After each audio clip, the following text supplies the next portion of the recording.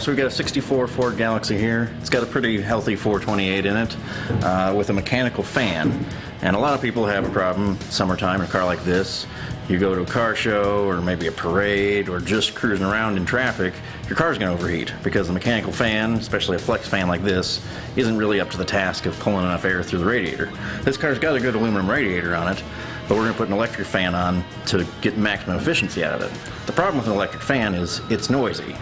Derale has a solution which uses a pulse width modulation similar to new cars to vary the fan speed so the fan only runs as much as it needs to instead of just having on and off and it just blasting and making a bunch of noise.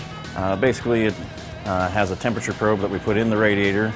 It monitors how efficient the radiator itself is being, and then it adjusts the fan speed accordingly. So if the radiator gets above the turn-on threshold, starts the fan.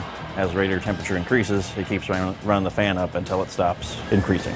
Benefit of this is it's quieter, the fan lasts longer, and it uses less electricity, so there's not as much drain on your alternator and everything else that's going on with the car unless you absolutely need the full function of the fan.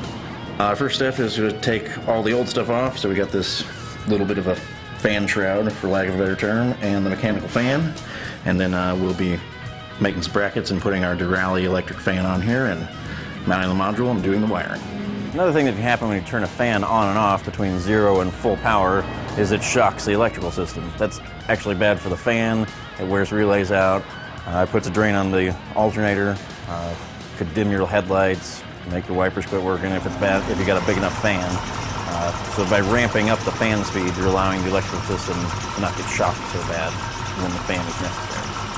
So the universal fan kit comes with these L-shaped brackets, which probably work for some things, but they wouldn't reach anything that we could actually bolt to on this car. So we went ahead and made a few of our own. These are for the lowers, and then the upper I just made a simple bracket that attaches to the original radiator mount. So this is the actual Derale PWM module. Inside of here is basically a computer.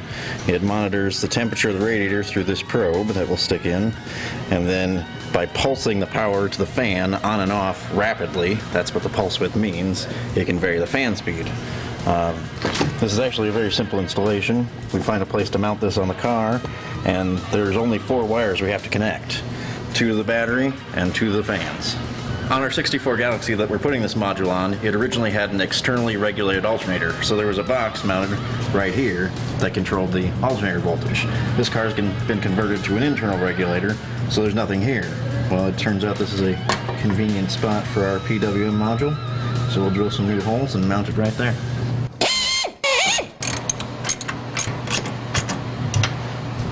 So this is the pre-wired temperature probe here. They give you this little screw-on piece to stick in the radiator core.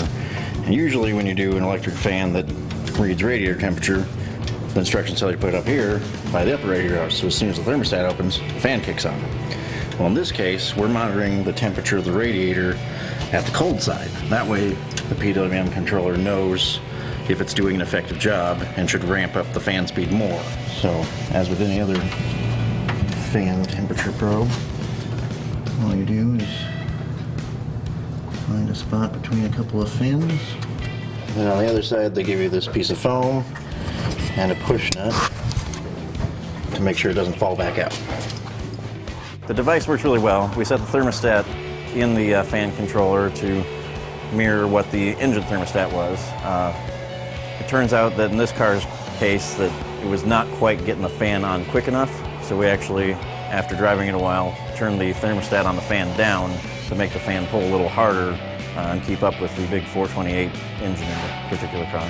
Adjusting the thermostat on the module is relatively easy. There's a chart providing the instructions with the voltage reading, and you test across the terminal and ground on the module while you're turning the adjustment screw to get the voltage reading that correlates to the fan temperature you want to operate at. Actually, when this thing starts, you hear the module pulsing the electricity more than you hear the fan when it's initially running up and running back down.